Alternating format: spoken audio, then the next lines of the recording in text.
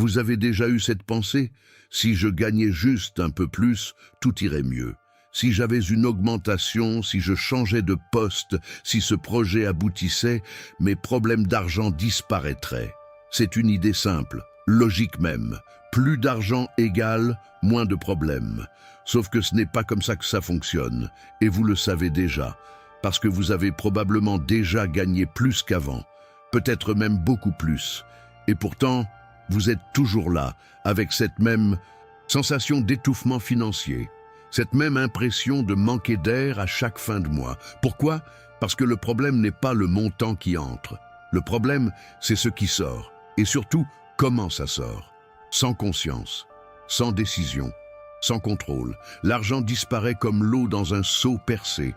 Vous remplissez encore, mais rien ne reste.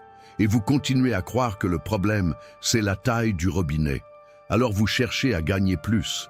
Vous travaillez plus. Vous vous épuisez. Et au final, rien ne change. Parce que vous n'avez jamais réparé le seau. C'est ça, l'illusion du revenu. Cette croyance profonde que plus d'argent résout tout. Que l'augmentation va enfin vous sortir de là. Que le nouveau salaire va créer de la marge. Mais la marge ne se crée pas par hasard. Elle ne vient pas toute seule avec un virement plus gros. Elle se construit, elle se décide. Et si vous ne savez pas la créer avec ce que vous avez maintenant, vous ne saurez pas la créer avec plus. Regardez autour de vous. Vous connaissez forcément quelqu'un qui gagne bien sa vie, vraiment bien, et qui vit quand même dans le stress financier, qui a des dettes, qui ne sait pas où passe son argent, qui vit au-dessus de ses moyens sans même s'en rendre compte. Ce n'est pas un manque de revenus, c'est un manque de gestion, un manque de conscience, un manque de décision. Et c'est exactement ce qui se passe pour la plupart des gens. Ils augmentent leurs revenus et leur niveau de vie suit. Automatiquement, sans réflexion, sans choix, c'est un mécanisme invisible, un ajustement mental qui se fait tout seul. Vous gagnez plus, vous dépensez plus, vous changez de quartier, vous améliorez votre voiture, vous sortez plus souvent, vous achetez des choses que vous ne vous autorisiez pas avant, et tout ça semble naturel, normal. Vous avez les moyens maintenant, non? Sauf que non. Parce que vos dépenses ont augmenté exactement au même rythme que vos revenus, parfois même plus vite. Et vous vous retrouvez au même point, avec plus d'argent qui circule, mais aucune liberté en plus. Ce phénomène a un nom, on l'appelle l'inflation du style de vie. Et c'est l'une des raisons principales pour lesquelles tant de gens restent bloqués financièrement, peu importe combien ils gagnent, parce qu'ils ne contrôlent pas cette inflation. Ils la subissent. Ils laissent leurs dépenses gonfler sans s'en apercevoir, sans jamais se demander si c'est vraiment nécessaire, si ça les rapproche de quelque chose, si ça a du sens. Ils suivent juste le mouvement, ils s'adaptent, ils consomment ce que leur nouveau revenu permet de consommer, et ils restent prisonniers. Le vrai piège, c'est que cette augmentation de dépenses ne crée pas de bonheur supplémentaire, pas sur le long terme. Au début, oui, il y a un boost, une satisfaction. Vous avez enfin ce que vous vouliez, mais ça s'estompe vite, très vite. Et vous revenez à votre niveau de satisfaction de base. Sauf que, maintenant, vous avez des charges plus élevées, des engagements plus lourds, un train de vie plus coûteux, et vous ne pouvez plus revenir en arrière. Parce que tout le monde autour de vous sait que vous gagnez plus, parce que vous vous êtes habitué. Parce que baisser son niveau de vie, c'est admettre un échec. Alors vous restez coincé, vous maintenez cette façade et vous continuez à espérer gagner encore plus pour enfin respirer. Mais respirer, ce n'est pas une question de montant. C'est une question de marge, de distance entre ce qui entre et ce qui sort. Et cette distance, vous pouvez la créer maintenant, avec votre salaire actuel, avec vos revenus d'aujourd'hui, pas en gagnant plus, mais en dépensant mieux, en dépensant avec intention, en arrêtant de suivre aveuglément cette spirale de consommation qui ne mène nulle part. Alors, pourquoi on ne le fait pas? Pourquoi on préfère chercher plus de revenus plutôt que de contrôler nos dépenses? Parce que c'est plus facile mentalement. Gagner plus, c'est valorisant, c'est une preuve de réussite, c'est quelque chose qu'on peut montrer. Contrôler ses dépenses, c'est l'inverse. C'est se restreindre, c'est dire non, c'est renoncer. Et personne n'aime renoncer, surtout dans une société qui valorise la consommation comme marqueur de réussite. Alors on évite, on repousse, on se dit qu'on fera ça plus tard, quand on aura plus d'argent, quand ce sera plus facile. Mais ce ne sera jamais plus facile, parce que le problème n'est pas l'argent, c'est le comportement. Et ce comportement, il se répète à tous les niveaux de revenus. Vous pouvez gagner 1000, 2000, 5000, 10 000 euros par mois. Si vous n'avez pas de contrôle, vous serez toujours dans la même situation. Vous aurez juste des dettes plus grosses, des charges plus lourdes, des engagements plus risqués. Mais la même sensation de manque, la même impression de ne jamais avoir assez. Parce que le problème, ce n'est pas ce que vous gagnez, c'est ce que vous faites avec. Prenons un exemple concret. Vous gagnez 1500 euros par mois. Vous arrivez tout juste à boucler vos fins de mois. Vous vous dites que si vous gagniez 2000, tout irait mieux. Vous auriez 500 euros de marge. Vous pourriez enfin respirer. Vous pourriez épargner. Vous pourriez anticiper. Mais voilà, vous obtenez cette augmentation. Et qu'est-ce qui se passe? Vous changez d'appartement, un peu plus grand, un peu mieux situé, 150 euros de plus par mois. Vous prenez un abonnement salle de sport, 50 euros. Vous commencez à commander plus souvent, 100 euros de plus en livraison et restaurant. Vous renouvelez votre garde-robe.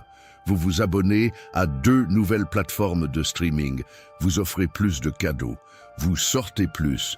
Et en quelques mois, vos dépenses sont passées de 1500 à 2000. Vous êtes revenu exactement au même point, avec 0 marge. Et vous vous demandez où est passé l'argent. C'est ça, l'illusion. Ce n'est pas un problème de montant. C'est un problème de gestion, de conscience, de décision. Et tant que vous ne comprenez pas ça, vous pouvez gagner autant que vous voulez. Vous resterez bloqué, parce que vous ne contrôlez rien. Vous subissez, vous réagissez, vous suivez. Mais vous ne décidez pas. Alors comment on sort de là? Comment on casse ce cycle? D'abord, en acceptant une vérité brutale. Gagner plus ne vous sauvera pas. Pas si vous continuez à gérer votre argent de la même manière. Pas si vous laissez vos dépenses augmenter automatiquement. Pas si vous n'avez aucune conscience de ce qui sort. Vous devez arrêter de croire que la solution est à l'extérieur, qu'elle viendra avec un meilleur salaire, un meilleur poste, une meilleure opportunité. La solution est là, maintenant, dans votre comportement, dans vos choix, dans vos habitudes. Ensuite, vous devez créer de la marge, maintenant, avec ce que vous avez, pas demain, pas quand vous gagnerez plus, maintenant. Parce que si vous ne savez pas créer 100 euros de marge avec 1500 euros de revenus, vous ne saurez pas créer 500 euros de marge avec 2000. C'est la même compétence, la même discipline, le même muscle mental. Et ce muscle, vous devez le travailler maintenant, pas plus tard. Comment? En regardant vos dépenses en face, sans jugement, sans culpabilité, juste avec honnêteté. Où part votre argent? Vraiment. Pas ce que vous croyez, pas ce que vous imaginez, ce qui se passe réellement.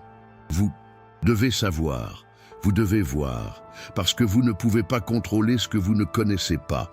Alors vous prenez un mois, un seul, et vous notez tout, chaque euro, chaque dépense, même les petites, surtout les petites, parce que c'est là que l'argent disparaît. Dans les petites dépenses invisibles, celles qu'on ne compte pas, celles qu'on oublie, celles qui semblent insignifiantes, mais qui, mises bout à bout, représentent des centaines d'euros par mois. Et une fois que vous avez cette clarté, vous pouvez décider, vraiment décider, pas réagir, pas suivre, décider. Qu'est-ce qui compte vraiment pour vous? Qu'est-ce qui vous apporte de la valeur, du bien-être, de la satisfaction durable? Et qu'est-ce qui est là par habitude, par automatisme, par conformité sociale? Vous éliminez ce qui ne sert à rien, vous gardez ce qui compte, et vous créez de la marge, pas en vous privant, mais en choisissant, en reprenant le contrôle, parce que la marge, ce n'est pas juste de l'argent. En plus, c'est de la liberté, c'est de la sécurité, c'est de la respiration, c'est la possibilité de faire face à un imprévu sans paniquer, c'est la possibilité d'épargner, d'investir, de construire quelque chose. C'est la différence entre subir votre vie financière et la diriger. Et cette différence, elle ne vient pas d'un plus gros salaire, elle vient d'un meilleur comportement. Maintenant, parlons des blocages, parce qu'il y en a, des blocages mentaux qui vous empêchent de faire ce travail. Le premier, c'est l'orgueil. Vous ne voulez pas admettre que vous gérez mal votre argent. Vous ne voulez pas vous voir comme quelqu'un qui doit se restreindre, qui doit faire attention. Vous voulez croire que vous maîtrisez, que tout va bien, que c'est juste une question de revenus. Alors vous évitez de regarder, vous évitez de calculer, vous évitez de prendre conscience. Parce que prendre conscience, c'est accepter que vous êtes responsable. Et ça fait mal.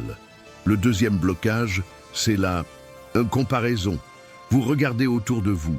Vous voyez des gens qui semblent vivre mieux, qui ont plus, qui font plus. Et vous vous dites que vous devez suivre, que c'est normal, que c'est ce qu'on fait à votre niveau. Alors vous dépensez pour suivre, pour ne pas être en retard, pour ne pas paraître pauvre. Mais vous ne savez pas ce qui se passe dans les comptes de ces gens.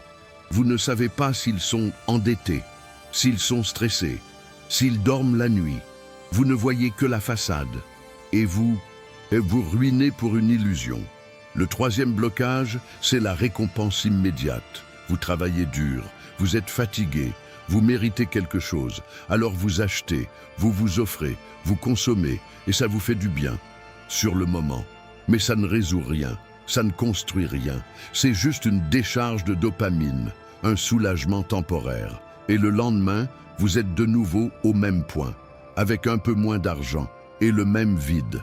Ces blocages, vous devez les reconnaître, les nommer, les affronter, parce qu'ils sont là. Ils dirigent vos décisions, ils sabotent vos efforts. Et tant que vous ne les voyez pas, vous ne pouvez pas les dépasser. Vous restez prisonnier de vos propres réflexes, de vos propres peurs, de vos propres illusions. Alors qu'est-ce que vous faites concrètement? Comment vous passez de cette prise de conscience à l'action? Vous commencez petit, très petit. Vous ne changez pas tout d'un coup. Vous ne révolutionnez pas votre vie en une semaine. Vous prenez une décision, une seule, et vous la tenez. Vous arrêtez un abonnement que vous n'utilisez pas vraiment. Vous réduisez vos commandes de repas à 2 fois par semaine au lieu de 5. Vous attendez 24 heures avant d'acheter quelque chose qui n'est pas essentiel. Une décision simple, claire, facile à tenir. Et vous observez, vous voyez les faits. Vous voyez que ça ne change rien à votre qualité de vie, que vous ne souffrez pas, que vous ne manquez de rien, mais que vous avez un peu, plus de marge, un peu plus de respiration, et ça crée quelque chose, une sensation nouvelle, un début de contrôle, un début de liberté. Et cette sensation, elle devient addictive, bien plus que la consommation, parce qu'elle est réelle, elle est durable, elle vous appartient. Ensuite, vous construisez, vous ajoutez une deuxième décision, puis une troisième. Vous créez des habitudes, vous automatisez, vous mettez en place des systèmes qui vous protègent de vous-même. Vous faites en sorte que l'épargne parte en premier, avant même que vous puissiez la dépenser. Vous créez des barrières entre vous et vos impulsions. Vous ralentissez vos décisions d'achat. Vous introduisez de la friction, et cette friction, elle vous sauve. Parce qu'elle vous oblige à réfléchir, à choisir, à décider vraiment. Et pendant tout ce processus, vous arrêtez de fantasmer sur le salaire parfait, sur l'augmentation qui va tout changer, sur le jour où vous gagnerez assez pour ne plus avoir à faire attention. Parce que ce jour n'existe pas, parce que assez, ce n'est jamais un montant, c'est une attitude. C'est une manière de gérer, c'est une manière de choisir, et vous pouvez avoir cette attitude maintenant, avec ce que vous avez, pas demain, maintenant. Vous devez aussi comprendre que ce travail n'a pas de fin, ce n'est pas quelque chose que vous faites une fois, et puis c'est réglé, c'est un processus continu, une vigilance constante, une attention de chaque instant, parce que la tentation est partout. parce que la société entière pousse à la consommation, parce que votre cerveau cherche naturellement la récompense immédiate. Alors vous devez rester conscient, vous devez rester en alerte, vous devez rester aux commandes. Mais attention, rester aux commandes ne veut pas dire se priver de tout, ne veut pas dire vivre dans la frustration permanente, ne veut pas dire refuser toute forme de plaisir. Ça veut juste dire choisir, consciemment, délibérément. Vous décidez de ce qui compte. Vous décidez de ce qui en vaut la peine. Et vous dépensez là-dessus, sans culpabilité, sans regret, parce que c'est un choix, pas un réflexe, pas une impulsion, un choix. Et c'est là que tout change. Quand vous passez de la réaction au choix, quand vous passez du « je ne peux pas m'empêcher » au « je décide », vous reprenez le pouvoir. Vous sortez de la position de victime. Vous arrêtez de subir. Vous dirigez. Et cette sensation de direction, c'est ça la vraie richesse. Bien plus que le montant sur votre compte. Bien plus que votre salaire. C'est la sensation d'être aux commandes de votre vie. De savoir où vous allez. De construire quelque chose. De ne pas juste survivre, mais vivre. Vraiment. Esprit de valeur vous accompagne dans cette prise de conscience. Parce que comprendre ces mécanismes, c'est le premier pas vers la liberté financière. Alors regardez votre situation en face. Pas celle que vous voulez avoir, pas celle que vous aurez peut-être un jour, celle d'aujourd'hui, avec honnêteté, avec courage. Et demandez-vous, est-ce que mon problème, c'est vraiment mon revenu? Ou est-ce que c'est ma gestion? Est-ce que j'attends un miracle extérieur? Ou est-ce que je prends la responsabilité de changer ce qui dépend de moi? Parce que vous pouvez attendre longtemps. Vous pouvez espérer cette augmentation, ce nouveau poste, cette opportunité. Mais même si elle arrive, si vous n'avez rien changé dans votre comportement, vous serez de retour au même point dans 6 mois, avec plus d'argent qui circule, mais aucune liberté en plus, aucune sécurité en plus, aucune paix en plus. Ou alors, vous pouvez décider maintenant. Avec ce que vous avez, vous pouvez créer de la marge, vous pouvez reprendre le contrôle. Vous pouvez construire quelque chose, pas en gagnant plus, mais en gérant mieux, en choisissant mieux, en vivant mieux. Et cette décision, personne ne peut la prendre pour vous.